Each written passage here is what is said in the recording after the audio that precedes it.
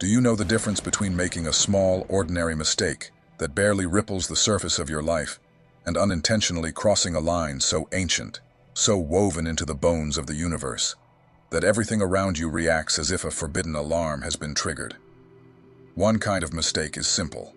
You correct it, apologize, adjust, and move forward without leaving a trace in the spiritual architecture around you. But the other kind, the one almost no human ever touches, is the kind that shakes the unseen systems that have been quietly holding reality together since long before you were born. Most errors leave footprints. This kind leaves shockwaves. Most mistakes sit inside cause and effect. This kind bends the rules of cause and effect entirely. A regular misstep might hurt feelings or shift plans, but a cosmic-level misstep forces ancient mechanisms to halt, recalibrate, and try to understand what just happened.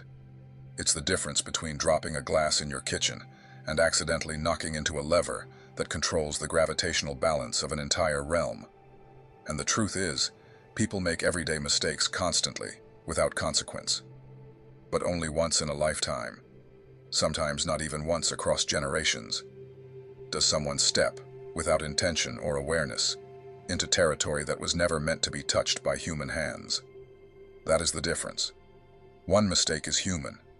The other is seismic.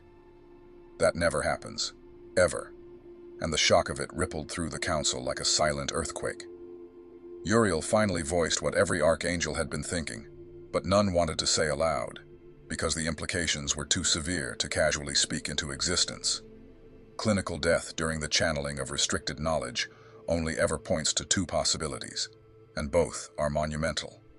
Either the carrier lacked the proper layers of protection, and the Council had nearly shattered a mission due to a catastrophic design failure, or, and this possibility chilled the room, the carrier possessed an automatic resuscitation protocol so advanced, so instantaneous, so far beyond the Council's ability to intervene, that intervention itself would always arrive too late.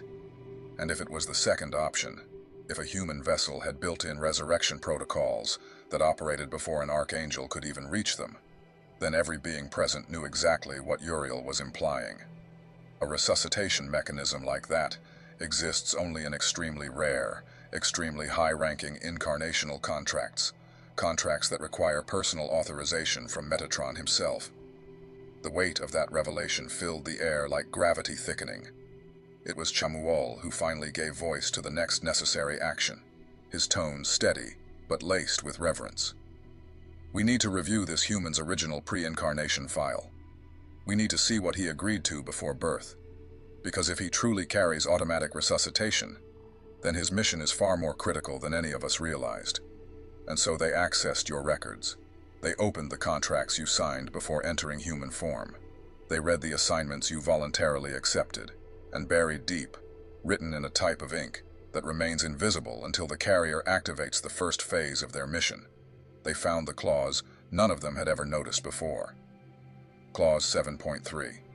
A clause that read, "The carrier has authorization to violate the dimensional barrier at the appointed moment, without prior formal preparation, as part of the evolutionary acceleration protocol.